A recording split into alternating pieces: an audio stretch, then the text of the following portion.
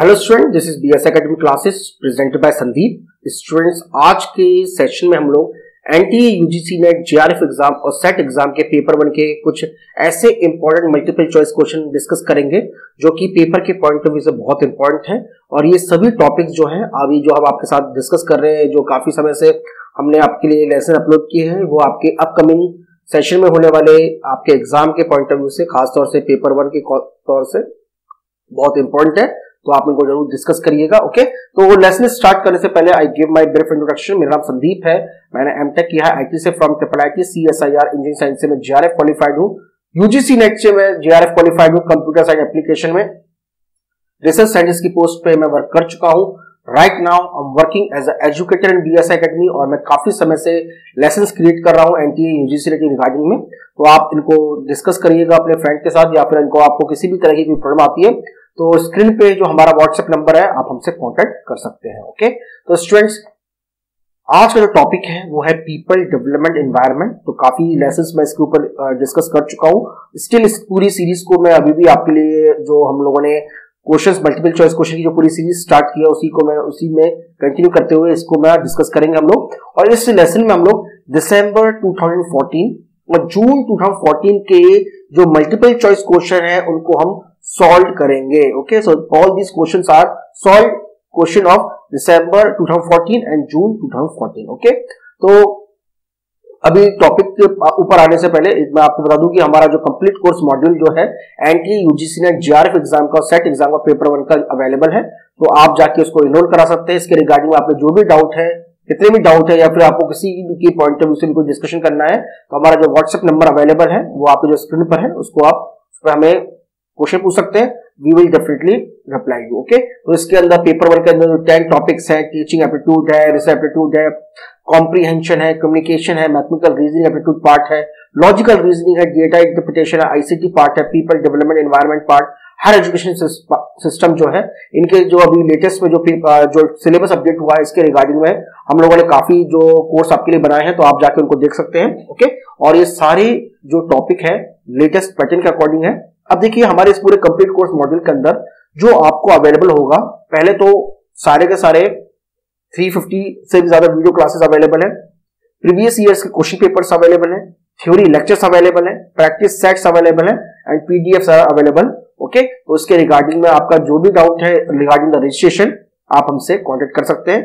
हमारा WhatsApp number आपके screen पर है, तो आप हमें कांटेक्ट कर सकते हैं। ओके, तो चलिए हम अपने टॉपिक के पास चलते हैं आज के। तो देखिए, आज के जो क्वेश्चंस हैं पहले हम एक करके उनको डिस्कस करते हैं।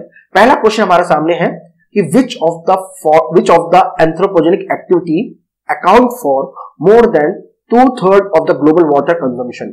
देखिए, हमको ये बतानी है कि इनमें से कौन सी ऐसी ह्यूमन एक्टिविटी है और एंथ्रोपोजेनिक एक्टिविटी है जो कि पूरे दुनिया का 2 तिहाई पानी, यानी more than 67% of the water जो है उसका कंजम्पशन होता है एग्रीकल्चर में, हाइड्रो पावर जनरेशन के अंदर, इंडस्ट्री के अंदर, डोमेस्टिक एंड म्यूनिसिपल स्टेज के अंदर। ओके, सॉरी, यूजेस के अंदर, डोमेस्टिक एंड म्यूनिसिपल यूजेस के अंदर। तो अगर हम देखें एंथ्रोपोजेनिक एक्टिविटी की बात करें तो पूरे दुनिया का जो सबसे ज्यादा पानी जो है एग्रीकल्चर में यूज होता है। और डेफिनेटली एग्रीकल्चर जो है सभी कंट्री, भले वो इंडिया हो, यूएस हो, यूके हो, फ्रांस हो, जर्मनी हो, वहां पे की जाती है एग्रीकल्चर, यानी जो कृषि का जो एक ऐसा एक क्षेत्र है जो दुनिया के हर देश में आपको मिलेगा। और ये ऐसी एक्टिविटी है जो सबसे ज्यादा वाटर कंज्यूम करती है और सभी लोग इसके अंदर करते हैं water consumption. Okay, so please mark A as a correct answer, agriculture. Agriculture जो है इसका करेक्ट आंसर है। Okay, next question, question number 2। One of the anthropogenic source of gases pollutant hydrofluorocarbon in air is due to the cement industry, fertiliser industry, form industry या फिर pesticide industry. यानी जो हमारा chlorofluorocarbon होता है, HFC जो होता है, यानी बोला जाए सीएफसी बोल देते हैं, हाइड्रोफ्लोरोकार्बन ही वो क्लोरोफ्लोरोकार्बन है। इसका जो मेन सोर्स है, मतलब इसका सोर्स जो है इन चारों में से कहां से आता है। वैसे जो क्लोरोफ्लोरोकार्बन जो होता है वो बहुत हार्मफुल होता है हमारे ओजोन लेयर के लिए। ओके, तो इसमें अगर देखा जाए इंडस्ट्री में सबसे ज्यादा जो क्लोरोफ्लोरोकार्बन प्रोड्यूस जो होता है वो फॉर्म इंडस्ट्री में होता है, क्योंकि फॉर्म इंडस्ट्री के अंदर हम लोग एक ऐसी गैस का यूज करते हैं जो कि इन गैसेस को, इस गैस को प्रोड्यूस करता है। तो please mark C as a correct answer, chlorofluorocarbon. Okay, C जो है इसका करेक्ट आंसर है। Next question, in terms of total carbon dioxide emission from a country identify the correct sequence. USA है पहले, चाइना है, India, Russia, then China, US, India, Russia, China, US, Russia, India, या फिर USA, China, Russia, India. Definitely सबसे पहले तो China आएगा और दूसरे नंबर पे यूएस आएगा। अब बात आती है थर्ड और फोर्थ नंबर की कि पहले रशिया है या इंडिया है।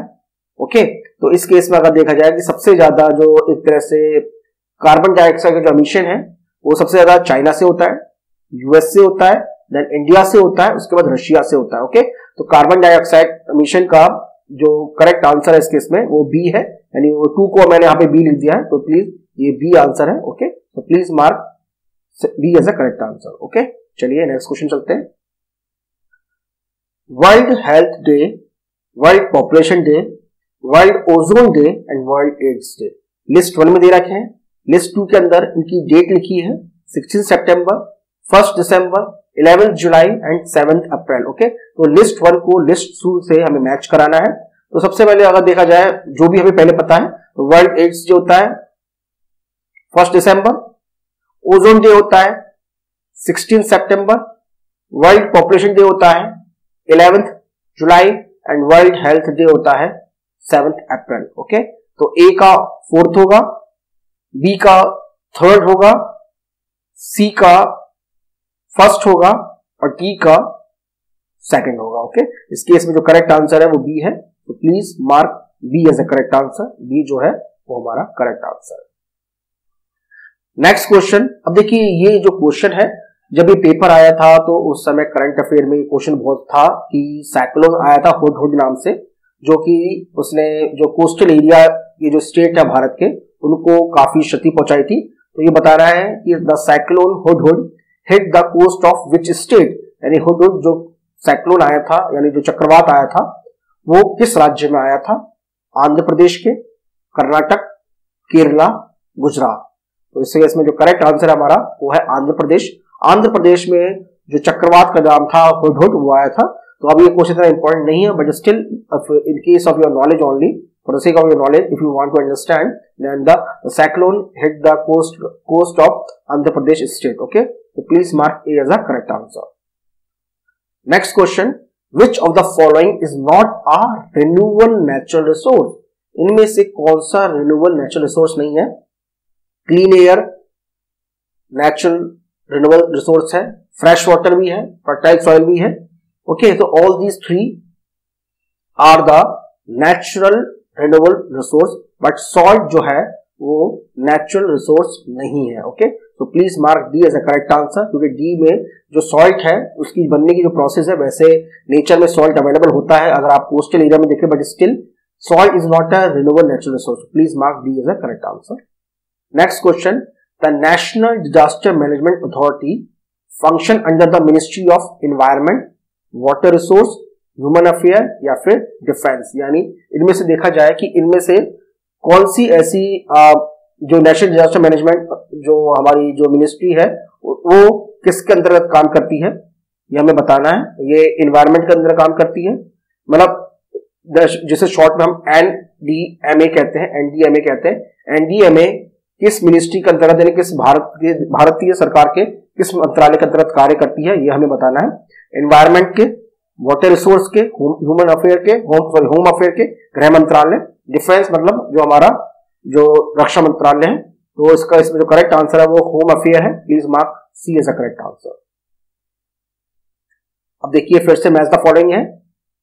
फ्लड है, एक जगह डॉट है, अर्थक्वेक है, वॉल्केनो। फ्लड मतलब जो बाढ़ आती है, तो फ्लड का क्या एक तरह से ऑप्शन हो सकता है, जरा हमें देखना है। तो फ्लड अगर देखें तो excess rain and uneven distribution of water, तो ए का 4th हो जाएगा। ठीक है, यहाँ पे मैं लिख देता हूं। डॉट सूखा, तो सूखा किसे कहेंगे आप? तो सूखा एक तरह की एक ऐसी स्टेज है जहां पर रेनफॉल नहीं होता, जिसकी वजह से काफी समय तक वहां पे कुछ पैदा नहीं होता, तो बी का 1st हो सकता है। ठीक है, earthquake, these are the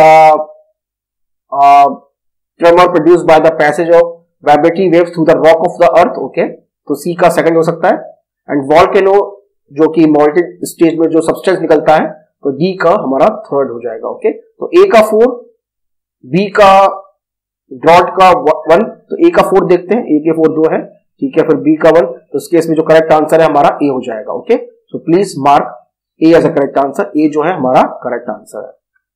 next question, which one of the following greenhouse gases has the shortest residence time in the atmosphere, यानी जो सबसे कम समय तक एटमोस्फेयर में रहती है, ऐसी इनमें से कौन सी ग्रीन हाउस गैस है? Chlorofluorocarbon, carbon dioxide, methane, nitrous oxide. तो पहली बात तो है क्लोरोफ्लोरोकार्बन तो ग्रीन हाउस गैस नहीं है। अब इनमें बात आती है कार्बन डाइऑक्साइड की, मीथेन की और नाइट्रस ऑक्साइड की सबसे कम जो समय होता है वो कम समय तक जो एटमोस्फेयर में कौन सी गैस जो है इसमें रहती है, तो इस केस में जो करेक्ट आंसर है वो हमारा मीथेन है। तो please mark methane as a correct answer, okay. So students, आज के लेसन में हम लोगों ने काफी इंपॉर्टेंट क्वेश्चन डिस्कस किए पीपल डेवलपमेंट एंड एनवायरमेंट के रिगार्डिंग में। और भी जो क्वेश्चन है हम बहुत समय और बहुत जल्दी आपके सामने लेकर आएंगे। और किसी तरह का भी अगर डाउट आपको आता है तो हमारा जो व्हाट्सएप नंबर है जो आपकी स्क्रीन पर है उस पर हमसे कांटेक्ट कर सकते हैं, ओके। तो students, I will meet you again in the next lecture. Thank you.